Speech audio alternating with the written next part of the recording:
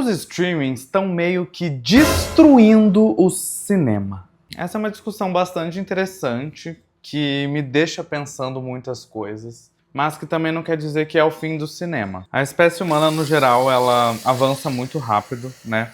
Tanto que no pouco tempo de vida que a gente tem aqui enquanto ser humano no planeta Terra, na história do planeta, a gente já desenvolveu e transformou o mundo mais do que bilhões de anos fizeram. E com o avanço da tecnologia, a gente está cada vez mais inteligente, cada vez mais exigente e cada vez consumindo mais coisas. Fazendo isso aqui porque eu esqueci essa coca congelada no freezer.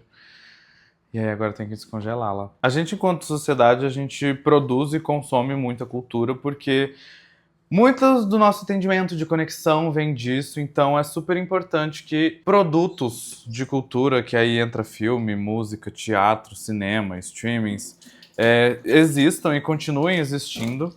Por isso que eu acho que essa não é uma conversa pessimista, falando que tudo vai mudar e tudo vai se estragar. Mudanças estão acontecendo e é um ponto de atenção para entender até quando isso é benéfico pra gente. Não sei se é o seu caso, mas existiu uma época no mundo onde as pessoas não assistiam o que queriam quando queriam.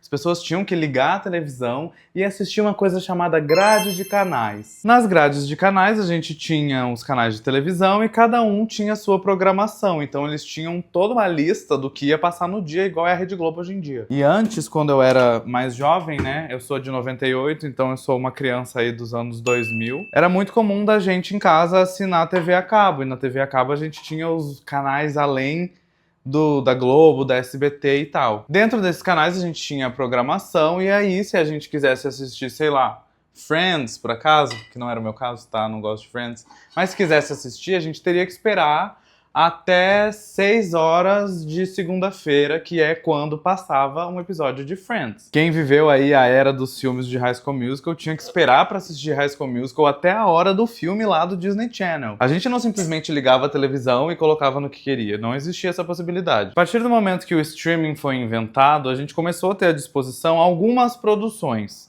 A gente tinha algumas coisas que não passavam em nenhum outro lugar. Quando a Netflix chegou, eu lembro muito que tinha Orange is the New Black, tinha Marco Polo. Acho que essas eram as principais, assim, da Netflix logo quando ela chegou. Meu pai assinou lá em casa, tá? Ele que trouxe o streaming pra casa.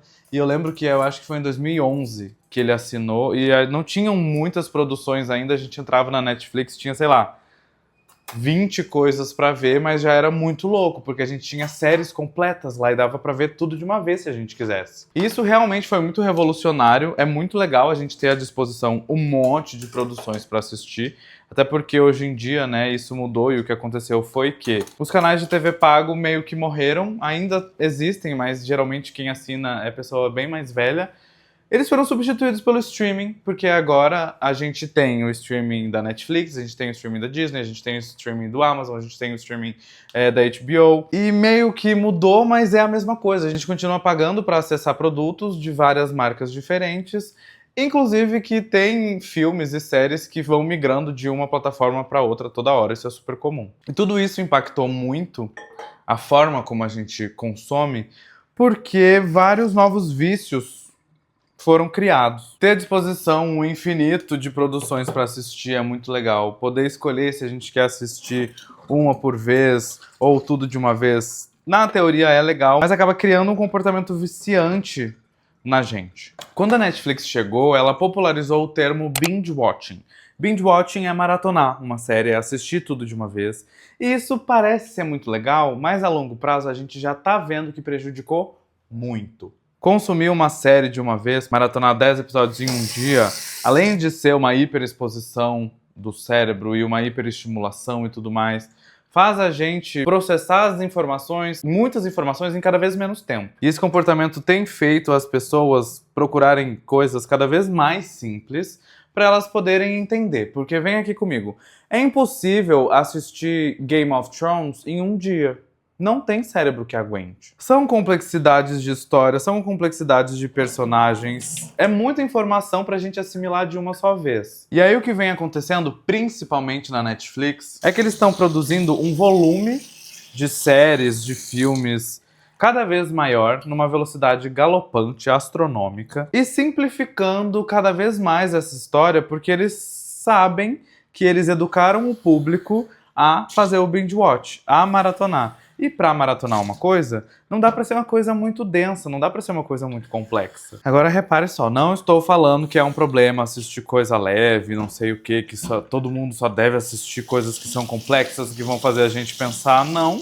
Até porque o entretenimento é também um alívio, é também um comportamento de ócio, né? Nós, enquanto seres humanos, a gente precisa de momentos de ócio, porque a gente trabalha muito, a gente precisa desopilar, a gente precisa se divertir, só se entreter, mas a gente também precisa pensar e a gente precisa ter momentos de ócio produtivo, ou pelo menos que a gente aprenda alguma coisa. E o que acontece muito é que as produções estão ficando cada vez mais simples, cada vez mais mastigadas e cada vez menos orgânicas, as coisas estão ficando genéricas, tudo é igual, porque o público está exposto a tanta coisa, são tantas opções, que ele não consegue assimilar muito bem o que quer fazer e acaba escolhendo uma coisa que é de boa, porque um outro comportamento que está acontecendo também é a superexposição de telas, né? Então tem muita gente que, enquanto coloca uma coisa para assistir na TV, tá mexendo no celular. Essa era extra do digital, onde tá tudo demais, e acaba que pouco importa o que tá passando na tela, o interessante é que tenha minimamente um entretenimento ali. E isso,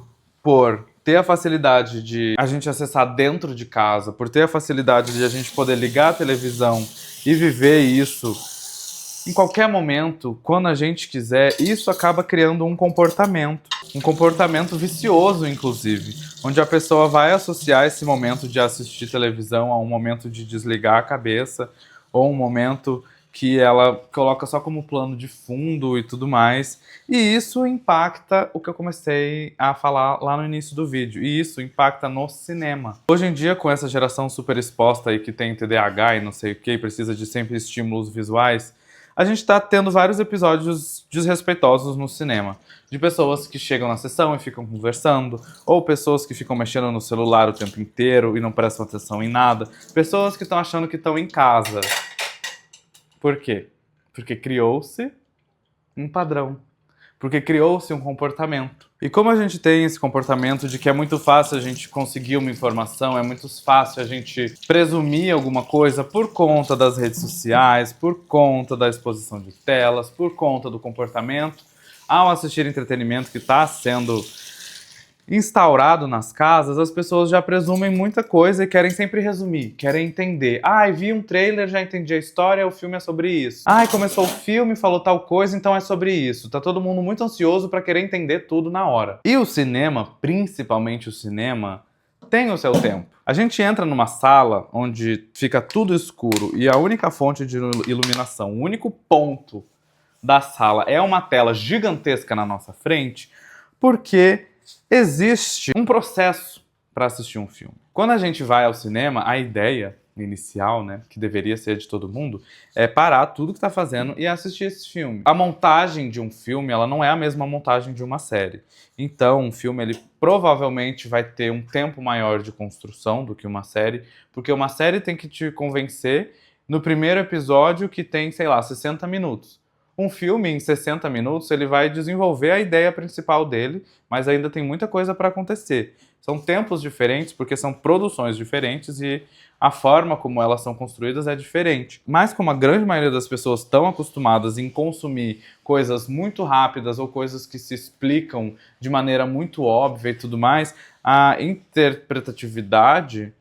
Existe essa palavra? Sei lá, a forma de interpretar uma história, ela vem mudando porque as pessoas não querem pensar muito, elas não estão afim disso. Elas querem só ver, porque os streams em casa estão ensinando elas a só assistir o negócio e o negócio se explicar, e o cinema nunca foi assim. O grande ponto da sétima arte, e o meu ponto favorito dos filmes, inclusive, são esses filmes que têm opiniões divergentes, que as pessoas interpretam de formas diferentes, porque essa é a magia do cinema pra mim. E com esse novo comportamento, que foi muito influenciado pela pandemia, né, as pessoas não querem interpretar, as pessoas não querem pensar muito. Isso eu tô falando de forma generalizada, não tô falando que tu que tá me vendo é assim, ou que, enfim, que todo mundo é assim, não. Mas uma grande massa é, sim. E isso vem impactado na forma de como o cinema está desempenhando, como os filmes estão rendendo pelo mundo. Tudo bem que também teve o aumento do ingresso do cinema e tudo mais, mas a porcentagem de pessoas que vão ao cinema assistir um filme tem diminuído. E o impacto de bilheteria de filmes originais, principalmente, de estúdios aí que não são tão grandes quanto os grandes monopólios de Hollywood, são fatores preocupantes, porque as pessoas estão consumindo, tá havendo uma movimentação de mercado de público também, onde as pessoas estão consumindo cada vez menos coisas diferentes e cada vez mais produções que são sequências, produções que são remakes. Todo o conteúdo vai ser massificado. O que a gente assiste no cinema se estende para uma série que vai derivar de um streaming, que vai levar a sequência desse filme que vai chegar nos cinemas, e a gente fica sempre rodando no mesmo lugar. A gente nunca tá consumindo nada novo, a gente só tá vendo a mesma coisa de novo, de novo, de novo, de novo, de novo. Muda a roupa, muda o personagem, muda talvez o gênero, mas a história é sempre a mesma. E por isso é um problema para o cinema. Quando eu digo que o streaming está matando o cinema, ele está matando a originalidade de principalmente as pessoas darem chances a novas histórias, sabe? É muito difícil um filme independente, e isso eu nem tô falando do Brasil, tá? Porque o Brasil é mais difícil ainda, é mais complicado ainda. Mas é muito difícil um filme como A Nora, que vai chegar agora nos cinemas, ter a mesma bilheteria, ter a mesma performance que Moana 2. A galera não quer conhecer novos atores, ela quer ver o ator que ela gosta muito fazendo todos os 36 filmes que vão lançar no ano. A indústria caminha dessa forma, a indústria incentiva isso. E vocês conseguem ver que, tipo, isso é a ideia oposta ao que é o cinema? Não sei se esse vídeo vai mudar muita coisa na tua vida, mas eu queria falar isso principalmente pra gente abrir o coração pra procurar coisas que estão fora da massa, que estão fora do que todo mundo fala, do que todo mundo conhece, porque existem muitas produções boas. E eu acho que um grande exemplo disso é a A24, por exemplo. A A24 é um estúdio independente que acabou hypando porque eles fazem filmes minimamente diferentes de Hollywood, e isso já é uma grande coisa. E é legal que a gente se policie para tentar consumir pelo menos um pouquinho de coisas diferentes pra gente expandir a nossa bagagem cultural mesmo, sabe? É legal, eu não tô falando que é ruim, que todo mundo tem que parar de assistir Netflix. Não, eu assisto produções da Netflix, eu gosto de reality show. Tem produção, tem coisa que eu assisto que é pra quando eu tô com a cabeça muito cheia e eu quero só me divertir. Tá tudo bem fazer isso. Eu acho que o problema é quando a gente entra nesse lugar onde toda vez que a gente vai consumir entretenimento ou toda vez que a gente quer relaxar, a gente coloca isso, então a gente acaba se condicionando a sempre consumir o mesmo tipo de coisa. Não tem um momento que a gente vai assistir um filme que vai fazer a gente refletir, por exemplo. Não tem um momento que a gente vai assistir um documentário que vai trazer informação pra gente do mundo real e pode trazer outras perspectivas que vão mudar a nossa forma de ver o mundo. Então é isso, gente. Vamos assistir coisa diferente. Vamos assinar a MUBI também, além da Netflix. Vamos conhecer um pouquinho de cinema independente. Vamos explorar o cinema brasileiro. Tem muita coisa que a gente pode conhecer, tem muita coisa que a gente pode entender, e eu tenho certeza que existem várias histórias que conversam com a gente. Às vezes histórias que a gente nem imaginaria. E essa é a magia do cinema.